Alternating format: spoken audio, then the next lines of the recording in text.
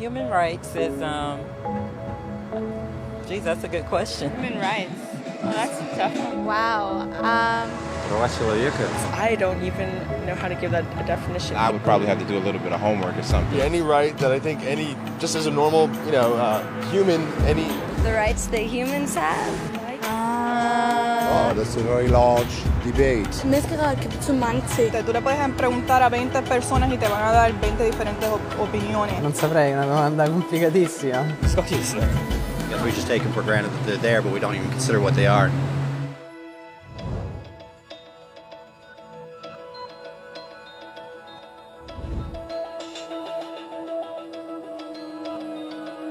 Los derechos humanos son los derechos que tienes simplemente por ser humano. Es la forma en que instintivamente esperas que se te trate y el trato que mereces como persona, como el derecho a vivir en libertad, hablar con franqueza y ser tratado con igualdad. Hay muchos tipos de derechos. La mayoría tienen que ver con cierto grupo. Pero los derechos humanos son los únicos que le corresponden absolutamente a todo el mundo en todas partes. Eso significa niños, gente mayor, pobres, jugadores de básquet, basureros, cantantes de rap, maestros, africanos, indios, albanos, cristianos, musulmanes, cabalistas, ateos, tu madre, tu padre, el vecino y tú. Todos tienen los mismos derechos humanos exactos. En otras palabras, son universales. Pero la cuestión sigue en pie. ¿Qué son? Name the human rights? What the human rights are? the right to live. Equality between all peoples. Right to religion, the right to... Is there supposed to be a list somewhere I should be aware of? De acuerdo con las Naciones Unidas, hay un total de 30 derechos humanos, que generalmente se agrupan y se llaman simplemente derechos humanos. Se enumeran en la Declaración Universal de los Derechos Humanos, que es el documento sobre el tema más aceptado en el mundo. Pero llevó mucho tiempo para que llegaran. Al principio no había derechos humanos. Si estabas con la gente adecuada, estabas a salvo. Si no, no lo estabas. Pero entonces Ciro el Grande decidió cambiar todo eso. Tras conquistar Babilonia, hizo algo completamente revolucionario. Anunció que todos los esclavos podían irse en libertad. También dijo que la gente era libre de elegir su religión, sin importar de qué grupo fueran parte. Documentaron sus palabras en una tablilla de arcilla, conocida como el cilindro de Ciro, y así sin más nacieron los derechos humanos. La idea se extendió rápidamente, hasta Grecia, la India y al final hasta Roma. Se dieron cuenta de que la gente seguía de forma natural ciertas leyes, incluso aunque no se les dijera que las siguieran. Llamaron a esto derecho natural, pero siguió siendo pisoteado por quienes se encontraban en el poder. No fue hasta 1000 años más tarde en Inglaterra donde finalmente hicieron que el rey estuviera de acuerdo en que nadie podía invalidar los derechos de la gente, ni siquiera un rey. Los derechos de la gente fueron finalmente reconocidos y estaban ahora a salvo de los que estaban en el poder. Hasta cierto punto. Todavía hizo falta que un grupo de rebeldes británicos declarara su independencia antes de que el rey entendiera que todos los hombres han sido creados iguales. Es decir, no es que a él le gustara la idea, sino que no pudo pararles, y así nació América. Los franceses siguieron inmediatamente con su propia revolución por sus propios derechos. Su lista era más larga e insistían en que esos derechos no eran solo inventados, eran naturales. El concepto romano de derecho natural se había convertido en derechos naturales. Por desgracia, no todo el mundo estaba tan entusiasmado. En Francia, un general llamado Napoleón decidió derrocar la nueva democracia francesa y se coronó a sí mismo emperador del mundo. Y casi tuvo éxito. Pero los países de Europa unieron fuerzas y lo derrotaron. Y los derechos humanos eran una vez más un tema candente. Se redactaron acuerdos internacionales garantizando ampliamente muchos derechos por toda Europa, pero solo a través de Europa. El resto del mundo de alguna forma todavía no cualificaba.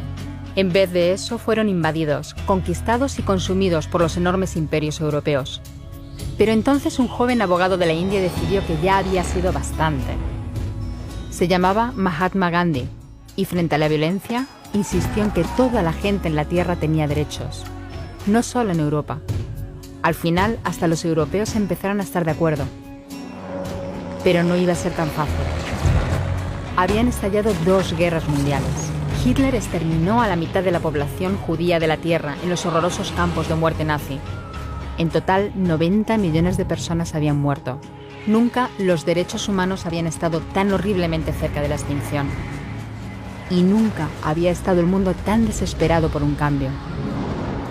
De forma que los países de la Tierra hicieron causa común y formaron las Naciones Unidas.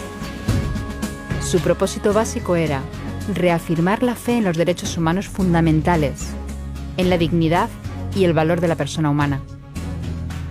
¿Pero qué eran los derechos humanos? ¿Eran las proclamaciones de Ciro? ¿El derecho natural de Roma? ¿Las declaraciones de Francia? Todo el mundo parecía tener una idea ligeramente distinta de lo que deberían ser los derechos humanos. Pero bajo la supervisión de Eleanor Roosevelt, finalmente se pusieron de acuerdo en una serie de derechos para absolutamente todo el mundo. La Declaración Universal de Derechos Humanos. El concepto francés de los derechos naturales se había convertido finalmente en los derechos humanos. Así que, en resumen, al principio solo unos cuantos afortunados tenían derecho alguno, hasta que uno de ellos decidió, oye, otra gente también debería tener derechos, lo que fue estupendo, salvo que no todo el mundo estuvo de acuerdo. Y solo que llevó unos cuantos miles de años de lucha, declaraciones y más lucha hasta que finalmente todo el mundo estuvo de acuerdo en que los derechos humanos deberían ser para todos. Y vivieron felices y comieron perdices. Salvo que hay un pequeño problema. Si la gente tiene derecho a la comida y el cobijo, ¿por qué hay 16.000 niños muriendo de hambre cada día? 1 cada 5 segundos. Si la gente tiene libertad de expresión, ¿por qué hay miles de personas en prisión por hablar claro? Si la gente tiene derecho a la educación, ¿por qué hay más de 1.000 millones de adultos incapaces de leer? Si la esclavitud ha sido abolida verdaderamente, ¿por qué hay 27 millones de personas todavía esclavizadas hoy en día? Más del doble de las que había en el siglo XIX. El hecho es que, cuando se firmó, la Declaración Universal de los Derechos Humanos no tenía la fuerza de la ley, era opcional. Y a pesar de muchos más documentos, convenciones, tratados y leyes, todavía es poco más que palabras en una página. Así que la cuestión es, ¿quién hará que esas palabras sean una realidad? Cuando el Dr. King se manifestó en pro de la igualdad racial, se estaba manifestando por los derechos que las Naciones Unidas habían garantizado hacía casi 2 décadas. Pero con todo, se manifestó. Cuando Nelson Mandela defendió la justicia social en la década de 1990, su país ya había estado de acuerdo en abolir esa discriminación desde hacía ya casi 40 años. Pero con todo, él luchó. Los que luchan hoy en día contra la tortura, la pobreza y la discriminación no son gigantes o superhéroes. Son gente, niños, madres, padres, maestros, individuos librepensadores que se niegan a quedarse callados, quienes se dan cuenta de que los derechos humanos no son una lección de historia, no son palabras en una página, no son discursos, ni anuncios, ni campañas de relaciones públicas. Son las elecciones que hacemos cada día como seres humanos. Son la responsabilidad que todos compartimos, de respetarnos mutuamente, ayudarnos y proteger a los necesitados. Como Eleanor Roosevelt dijo, ¿dónde empiezan después de todo los derechos humanos universales?